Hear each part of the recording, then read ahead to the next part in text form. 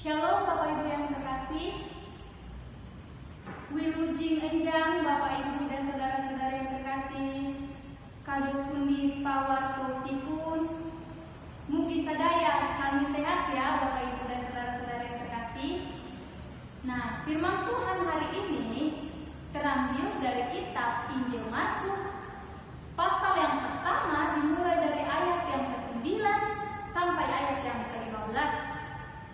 Marilah kita membacakannya dari tempat kita masing-masing. Bapak Ibu saudara-saudara yang terkasih, penulisan Injil Markus ini memiliki maksud tersendiri mengapa Injil ini ditulis. Maksud yang pertama, agar kabar baik dapat diterima oleh orang-orang yang bukan Yahudi.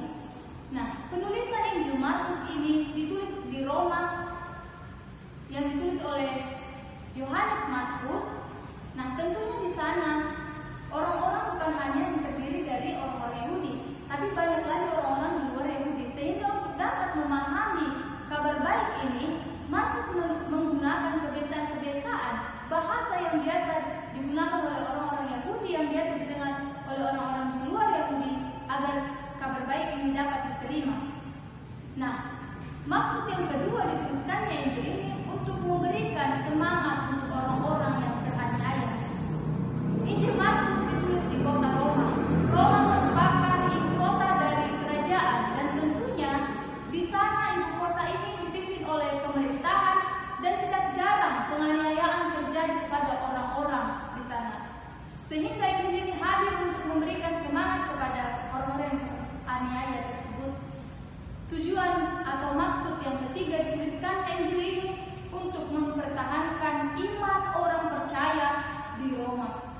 Dan yang keempat, untuk menjelaskan makna salib. Markus ingin menegaskan kembali bahwasannya kematian Yesus itu bukanlah sebuah musibah, melainkan sebagai sebuah kehendak Allah yang memang harus terjadi.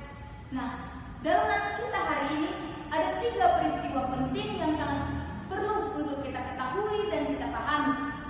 Namun sebelum itu, pada minggu ini kita sudah memasuki masa Prapaskah yang pertama tahun 2021, sehingga marilah kita untuk mengalami pertobatan, menjadi pribadi, dan membangun diri kita menjadi yang lebih baik lagi. Sama seperti tema kita hari ini mengenai berpengharapan dalam perjanjian Allah. Saudara-saudara yang terkasih, peristiwa penting yang pertama yang ada dalam nats kita hari ini mengenai bagaimana Yesus dibaptis oleh Yohanes. Yesus dibaptis oleh Yohanes bukan berarti pada saat itu Yesus adalah orang yang berdosa, orang yang melakukan dosa. Tetapi karena Yesus percaya bahwasannya baptisan ini merupakan sebuah kehendak Allah yang harus dituruti dan harus digenapi.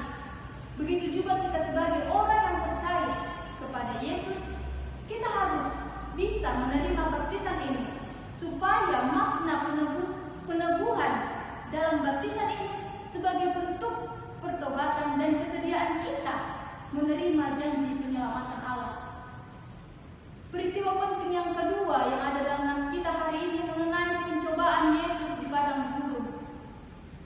Ketika Yesus dibaptis oleh Yohanes di Sungai Yordan, di sana ia melihat langit terkoyak dan roh seperti burung merpati turun ke atasnya.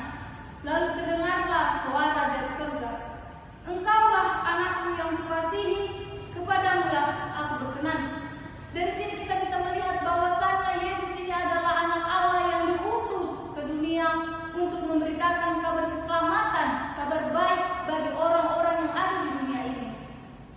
Nah, peristiwa Yesus ketika dia selesai dibaptis oleh Yohanes di Sungai Yordan, ia pun pergi ke padang gurun. Di sana ia tinggal selama 40 hari lamanya, dan disitulah merupakan titik awal Yesus menjalani inisiasi sebelum memberitakan Injil Allah ke dunia ini. Saudara-saudara yang terkasih, memaknai pelayanan Yesus kepada kita, tentunya kita juga harus bisa seperti Yesus yang memberitakan kabar baik ini kepada seluruh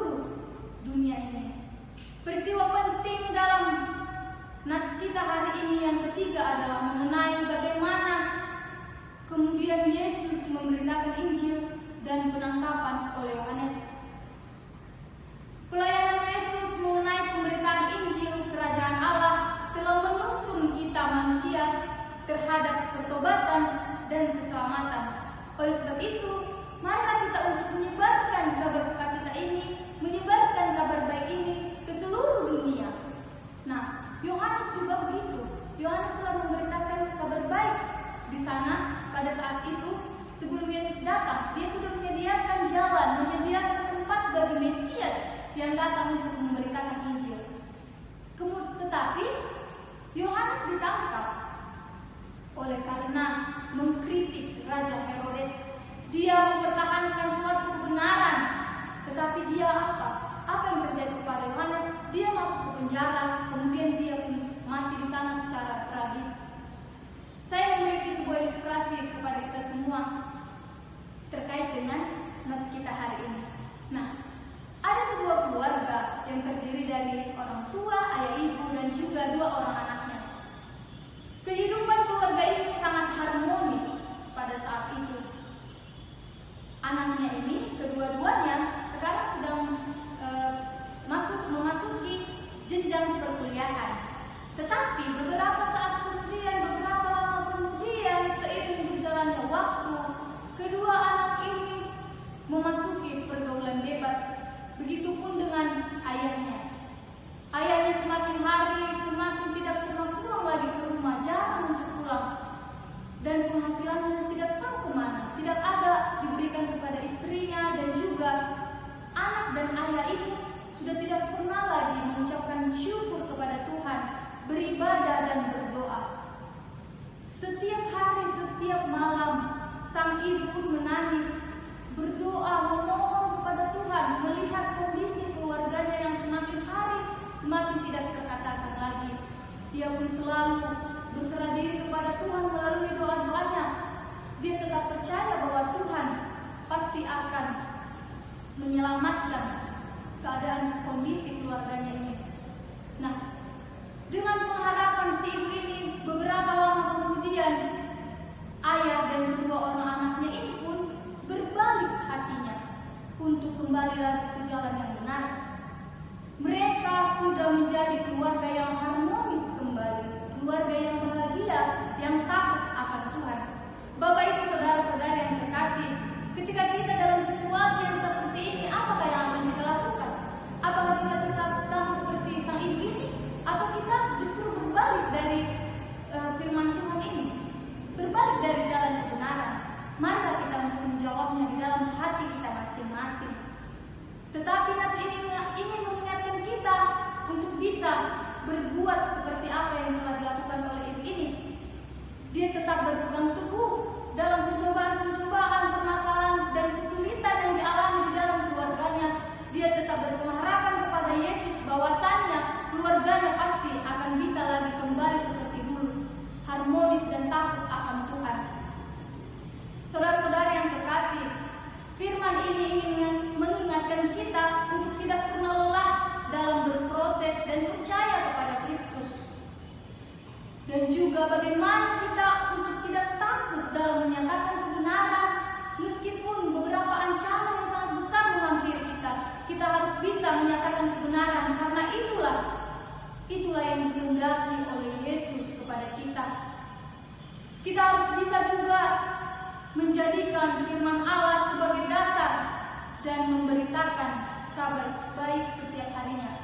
Bapak Ibu saudara-saudara yang terkasih, sudahkah kita menyisihkan waktu kita kepada Tuhan setiap harinya, membaca firman Tuhan, merenungkan firman Tuhan, mengucap syukur dan berdoa? Marilah kita saudara-saudara yang terkasih menjawab pertanyaan ini di dalam diri kita masing-masing. Itulah yang ingin diingatkan nats ini kepada kita. Bagaimana kita untuk bisa berserah diri, berpengharapan kepada Tuhan, tetap percaya kepada Tuhan dalam situasi apapun yang kita hadapi, pencobaan-pencobaan yang ada di dunia ini, di dalam kehidupan kita setiap hari. Marilah kita selalu percaya kepada Tuhan bahwasannya kita pasti diselamatkan oleh Tuhan, bersama-sama dengan Tuhan, kita pasti bisa melewati setiap pencobaan dunia